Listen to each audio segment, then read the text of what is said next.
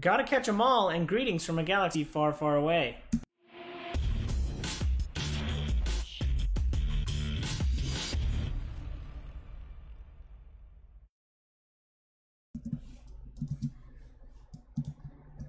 What up, viewers? What up, what up? Today is Friday, November 15th, and that means it's time for a quick recap of the week in video game news. Like I said in my cold open, the latest Pokemon game is here. The first full-fledged new Pokemon series on the Switch is here. So most of that is just a way to jump around. Pokemon Let's Go was exclusively on the Switch. Anyway, whereas we should be having fun talking about which version of Pokemon we want to be playing, either Pokemon Sword or Pokemon Shield. There was a lot of controversy this week around there not being a national Pokédex for the games. So for those of you not in the know, the national dex, or at least the way I understand it, is that previously and possibly promised, I didn't quite go back far enough to check that out, but possibly promised by Game Freak that there would be a means to get all previous generations of Pokemon into this game. I do think I heard about that at E3 maybe last year or so in 2018. But the game won't have a national Pokedex, so you can't bring in all your super overpowered previous generation Pokemon. I kind of like this. I know that they promised something they didn't deliver, and the fans are okay to be a little upset about it. I think some people maybe have taken it too far, but the fact that it's not there, I think, is actually kind of a boon. The reason I was hesitant at first, and now I'm kind of on board, is that this kind of is a fresh start for the Pokemon series, or at least that's how I'm reading into it. Is, there's new Pokemon to find, and that's kind of what I'm in it for. I know I will see familiar Pokemon, but the fact that people won't be bringing in, and my friends probably wouldn't do it anyway, but people won't be bringing in older generations of Pokemon, I think is fine. Some people have said that this might affect the competitive scene, which I'm obviously not a part of, but yeah, I just think a little bit of this has been blown out of proportion. The good feels this week was actually people posting in response to those triggered Twitter users, was that people were posting like how Pokemon has like changed their life, or what Pokemon's meant for them over the course of their lives. And I thought a lot of really good feel-good tweets out there if you go ahead and search for those. But now on to the actual gameplay. I haven't picked up either one, but I will be picking up Sword because I want the legendary in that game, mostly because it reminds me of the Dark Souls boss Sif, the dog with the sword in its mouth. I am jealous of all of my Pokemon Shield friends who will be getting Ponytas. They definitely need to give me some of those. I'm kind of weary that, or not weary.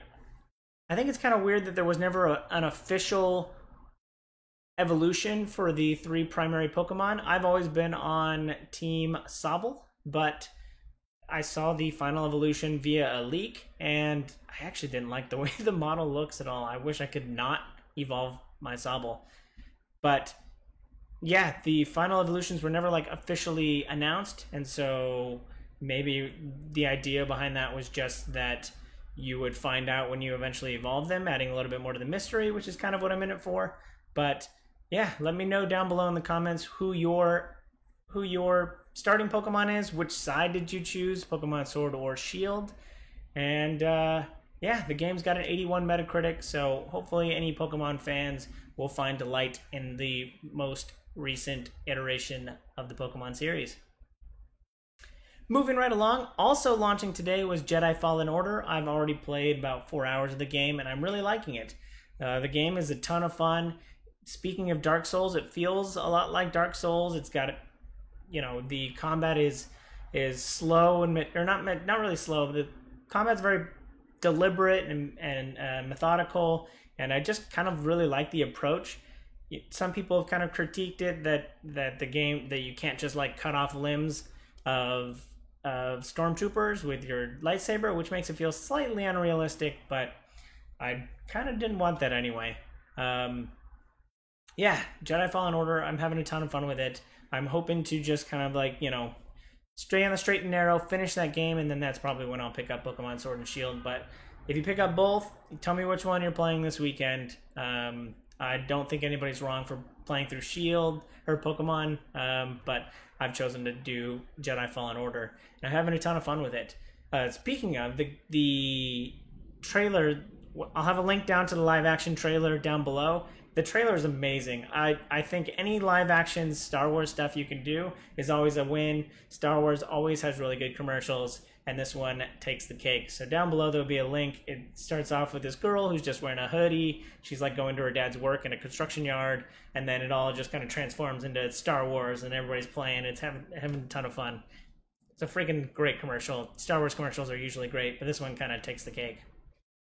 Game got an 84 Metacritic, so pretty well reviewed. If you like action adventure games or kind of combat, deliberate boss fighty combat, then this could be the game for you. Let me know if you pick it up down below in the comments. Google Stadia comes out next week. The official launch is November 19th. And in a rather strange, I don't know, in an ill-advised way, Google Stadia had an Ask Me Anything on Reddit this week, and they said that a whole bunch of the features that they had promised aren't going to be there. There's not going to be achievements on it. I think there was something about like friends list. You're not going to have friends list. The game's only launching with like 12 titles because I think a bunch of Bethesda titles moved out into next year. I think Ubisoft was also partnered with them, and with their whole slate moving out, this is really affecting them. Yeah, it only launches with like 12 titles, and it's, I don't know, something's wrong. And I haven't seen like any trailers for it. I would have figured that you would be building up, and I know it's not a game launch, but you would still be advertising it. You want people to be aware of it, and I haven't seen anything besides these one-off, two-off kind of like deep-seated Twitter posts or Reddit threads talking about it. There hasn't been a lot very officially spoken about Google Stadia. It took me a long time just to find out when the official launch was, because I want to get my Google Home and my controller whenever I can, and apparently that might not even get to me on time. Like there's a first come first serve basis of when they're shipping it out. But yeah, Google Stadia is kind of dropping the ball right now. So hopefully they can bring that back. Fortnite is having a crossover event, I think, related to Jedi Fallen Order is coming out. Fortnite has some Stormtroopers now as a skin that you can buy. I'm super jealous of Angela, who's probably going to buy the Stormtrooper outfit when she gets home. If I could pass up Stranger Things and Batman skins and Borderlands skins, then I think I'm going to be able to pass this one up. But some of these are like really getting to me. And again, I just want to reiterate that like Fortnite as an advertising platform is such a weird concept to me, but I think it works. So hopefully it helps drive sales for Jedi Fallen Order. I think the game's really cool, and I hope that potentially Fortnite users might pick it up. I don't know how much cross-pollination there is there, but anyway. Xbox's annual, I forget what it's called. I think it's just called X19. This is Xbox's version, Microsoft's version of PSX, PlayStation Experience, which hasn't happened in like a year or two. But every year, Xbox just kind of has their own conference where they talk about things that are coming up, and a bunch of things caught my eye this week because their conference was this week. One of the things was Age of Empires 4 is in development.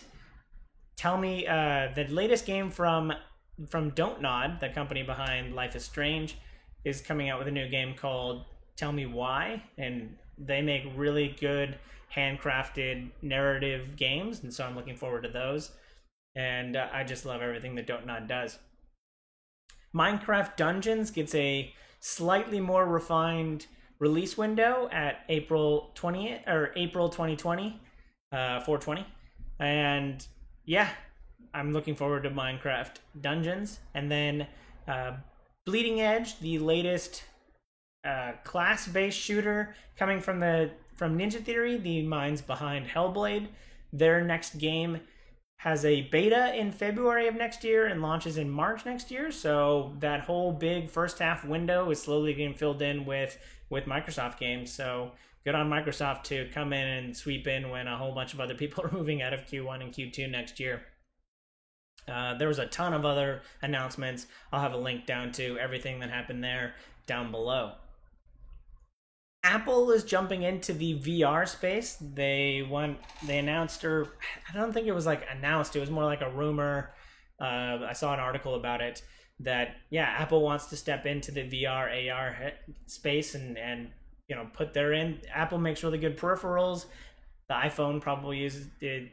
What was the percentage? I feel like I heard something like 60% of apps downloaded on iPhones are games. So I think, Apple realizes that they have a gaming platform, and considering Samsung tried to do the Samsung Cardboard to do VR, I'm surprised it took Apple this long to jump into the game, and I kind of hope it's true.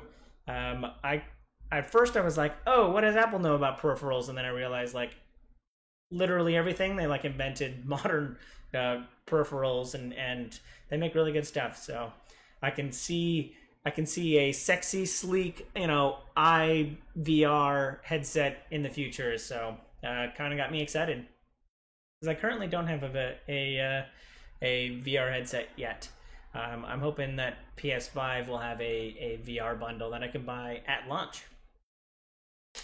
NPD has released its latest round of numbers. The numbers for October are in, and as you might, spoiler alert, surprise, surprise, Call of Duty was the best-selling title in the U.S. marketplace for the month of October, followed by The Outer Worlds, followed by Luigi's Mansion 3, but there wasn't any digital numbers included in that number, so I kind of think Luigi's Mansion might be higher.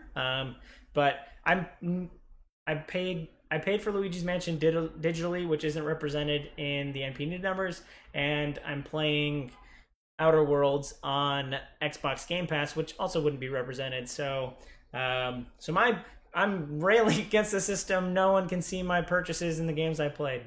Anyway, I also figured the Outer Worlds would be higher than Luigi's Mansion because multi-platform. But yeah, so those are the big numbers. That rockets Call of Duty up to the #1 title year to date, followed by NBA 2K and Madden NFL. So hopefully Jedi can jump into the top 5. Yeah, looking forward to seeing how the year shakes out. Overwatch announced a really cool challenge this week. I don't know if they've done these challenges before. I'm not really always up to date on my Overwatch news, but there is a Mercy challenge, a series of challenges, and then once you've completed those challenges, you get a really cool Mercy skin. I don't know what it's in celebration of, but maybe it's just like a path. Maybe they'll start doing these regularly as a path to Overwatch 2. But I'm really looking forward to more of these.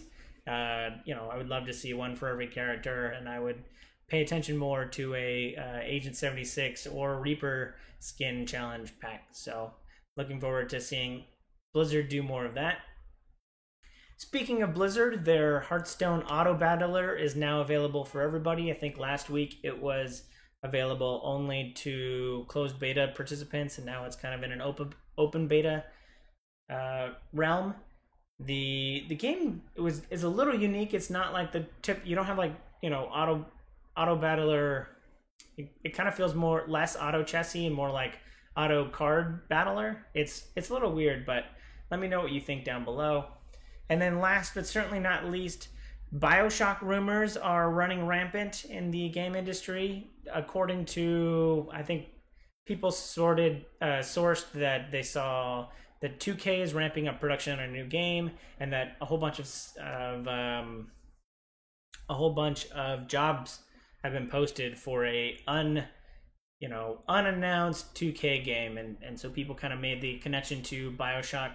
And as a avid and dire BioShock fan, I hope these rumors come true. I'm looking forward to hearing more about that. Although, if it's in the posting jobs for it kind of phase, then I'm probably not going to see it for the next 2 years, but I'd love to hear more about it. Thanks for watching. Hope you enjoyed this content. If you do, follow, like, and subscribe to me on YouTube and Twitch. Links down below in the description so you can see more great content like this. Thanks again. Hope you have a super day. Hope you have a super weekend. And I hope you have a super day. Bye!